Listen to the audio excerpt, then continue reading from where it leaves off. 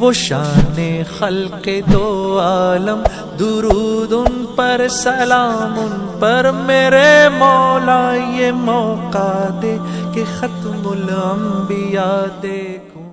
ہمارے بڑے کہتے ہیں ہر کام کرنے والے پرانے ساتھی، ہر 4 مہینے لگایا ہوا ساتھی، کام کی سوجھ بوجھ کو چاہتے ہو، دعوت کی بصیرت چاہتے ہو، کام کے کرنے کا ڈھنگ چاہتے ہو اور کام کے اصولوں کی رہبری چاہتے ہو تو حیات الصحابہ کو اپنے مطالعے میں رکھے۔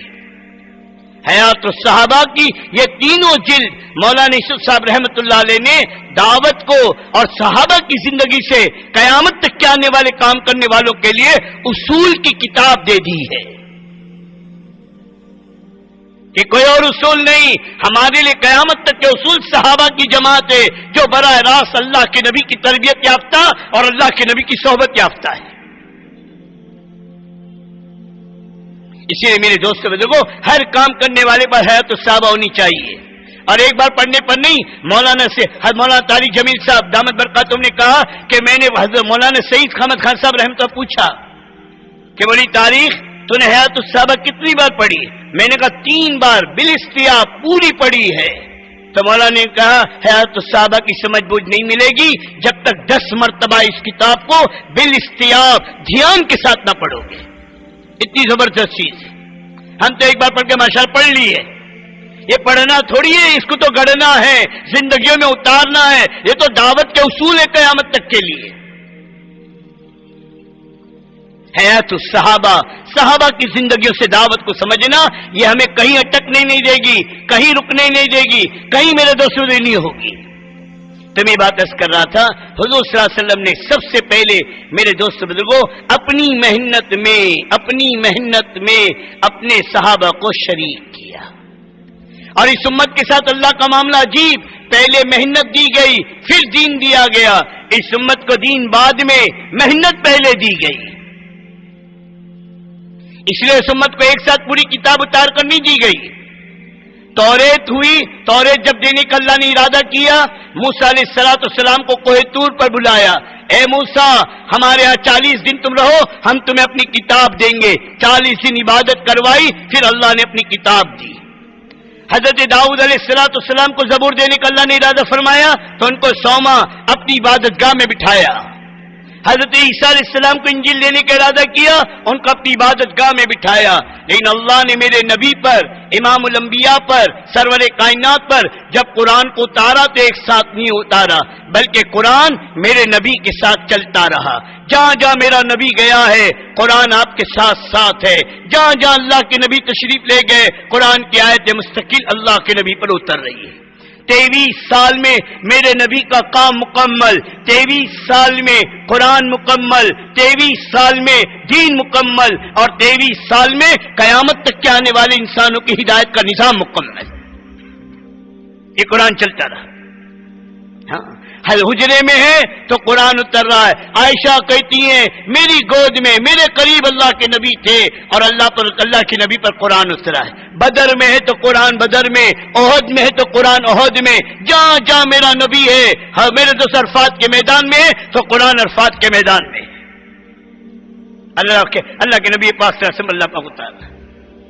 یہ فرمایا قرآن کی سمجھ چاہتے ہو، قرآن کا فہم چاہتے ہو، قرآن کی حکمت سمجھنا چاہتے ہو، قرآن کی بصیرت حاصل کرنا چاہتے ہو، پھرتے رہو۔ یہ قرآن پھرتے ہوئے اترا ہے، اس کی سمجھ، اس کی بصیرت، اس کی سوچ اور میرے دوست اس کی گہرائی، یہ بھی چلتے پھرتے چل رہو گے، اللہ پاک ہمیں سجھاتا رہے گا، اللہ حکمتیں کھولے گا، قرآن کی بصیرتیں کھولے گا۔ لوگ کہتے صاحب یہ لوگ قرآن کی کہاں سے لاتے ہیں؟ اللہ تبارک و تعالیٰ میرے دوستو اس پھرنے کی برکت سے فہم قرآن عطا فرماتا ہے۔ اور حدیث میں جب میری امت امر بالمعروف اور نہی عن المنکر کو چھوڑ دے گی وحی کی برکات سے محروم ہو جائے گی، اور علماء نے وحی کی برکات سے محرومی کے معنی لکھے، فہم قرآن سے محروم ہو جائے گی۔ ہاں یہ بڑی نعمت ہے دوستو۔ تو میں عرض کر رہا تھا جناب رسول اللہ صلی اللہ علیہ وسلم نے پہلے دن سے اپنی محنت امت کو اس محنت پہ کھڑا کیا۔ جو بھی کلمہ پڑھتا، جو بھی اس محنت میں لگتا، اللہ کے نبی پاک سے اس کو اپنے کام کے لیے کھڑا فرماتے۔ اس لیے قرآن نے بھی کہا قل ھذی سبیلی، ادعو الی اللہ علی بصیرۃ انا ومن اتبعنی. اے نبی جی کہہ دیجئے آپ کا کام کیا ہے، آپ کا جاب کیا ہے، آپ کی ذمہ داری کیا ہے، آپ کی محنت کیا ہے، آپ کا مقصد حیات کیا ہے. ادعو الی اللہ، اللہ کے بندوں کو اللہ کی طرف بلانا. یہ کام ہے امام الانبیاء کا، یہ محنت آقا مدنی کی. آقا اللہ پاک کہہ رہے نبی بتا دو، سمجھ بتا دو کہ آپ کا کام ادعو الی اللہ، کہ اللہ کے بندوں کو اللہ سے جوڑنا. نبی دنیا میں آتے تھے اللہ کے بندوں کو اللہ سے جوڑنے کے لیے. اور کیسے؟ علی بصیرۃ، پورا یقین ہوتا ہے نبی کو اپنی محنت پر، پورا یقین کہ تمام انسانیت کے تمام مسئلوں کا حل اللہ سے جڑنا ہے. جو اللہ سے جڑ گیا دونوں جہاں میں کامیاب ہے، اور جو اللہ سے کٹ گیا دونوں جہاں میں ناکام اور برباد ہے. تو نبی اپنی محنت پہ پورا یقین، پوری قوت سے دعوت دے رہے. اور آگے اللہ کیا فرما رہے؟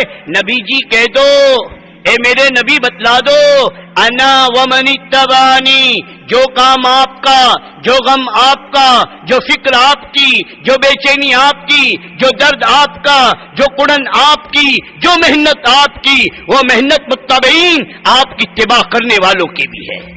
یہ ہو نہیں سکتا پاؤں میں چپل پہننے میں نبی کی اتباع ہو، یہ ہو نہیں سکتا پانی پینے میں نبی کی اتباع ہو، یہ ہو نہیں سکتا کپڑے پہننے میں نبی کی اتباع ہو، اور جو فکر میرے نبی کا، جو غم میرے نبی کا، جو محنت میرے نبی کی، اس میں اب نبی کی اتباع نہ ہو.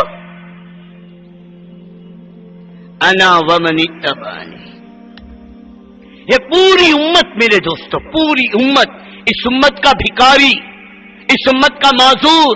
اب تو اللہ دکھا رہے ہیں یہ میرے دوست بزرگوں، یہ معذورین کی جماعتیں، یہ گنگے بہرے جو نہ سن سکتے نہ بول سکتے، اللہ حجت پوری کر رہا ہے. او زمان والو، او بہترین تقریریں کرنے والوں، او بہترین مقرروں، او بہترین معاشرہ بیان کرنے والوں، اللہ تمہاری زبانوں کا بھی محتاج نہیں ہے. اگر تم ہمارے دین کا کام نہیں کرو گے ہم ان محتاجوں کو کھڑے کریں گے.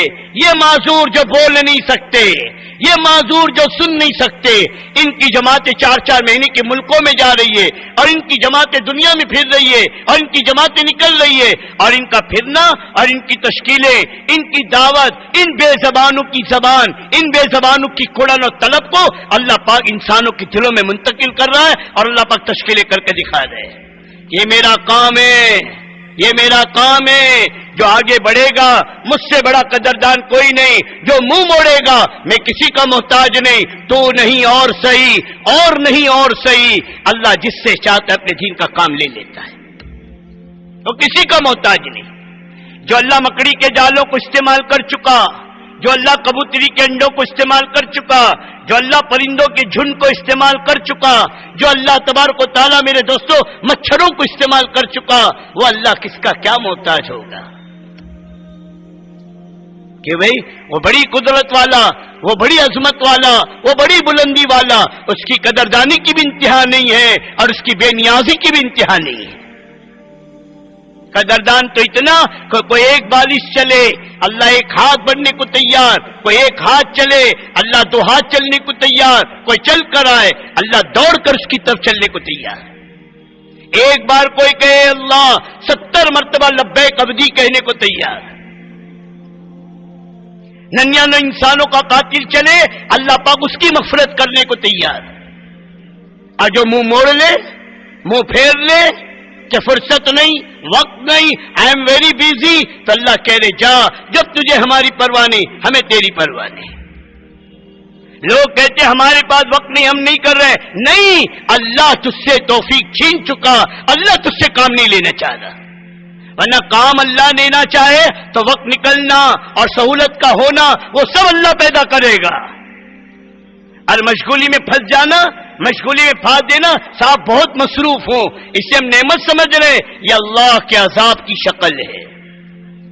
اور میں آپ کو حدیث قدسی بتا رہا ہوں، حدیث قدسی ہے، اللہ تبارک و تعالیٰ فرما رہے اے ابن آدم، اے آدم کے بیٹے، اے آدم کی اولاد، تو میری عبادت کے لیے فارغ ہو جا. میری عبادت کے لیے فارغ ہو جا، میں تیرے سینے کو غنا سے بھر دوں گا اور تیرے فقر کو زائل کر دوں گا۔ یہ دو انعام ہیں اللہ کی بندگی کے لیے اپنے کو فارغ کرنے پر۔ اور اگر تو نے ایسا نہ کیا، تو اللہ کہہ رہے میں تو سینکڑوں طرح کے مشاغل میں تجھے پھانس دوں گا اور تیرے فقر کو بند نہیں کروں گا۔ یہ دو عذاب ہے۔ اللہ کے دین کے تقاضوں کو قربان کر کے دنیا کی مشغولی میں لگنا، یہ اللہ کا عذاب ہے، یہ اللہ کی طرف سے پھانسا گیا ہے۔ کمائی کوڑی کی نہیں، فرصت گھڑی کی نہیں، ہر وقت ٹینشن، ہر وقت بیزی۔ وہ زندگی کیا جس کے پاس دین کے لیے وقت نہ ہو، وہ زندگی کیا جس کے لیے پاس اطاعت کے لیے وقت نہ ہو، وہ مسلمان ہی کیا جس کے پاس نماز کے لیے وقت نہ ہو۔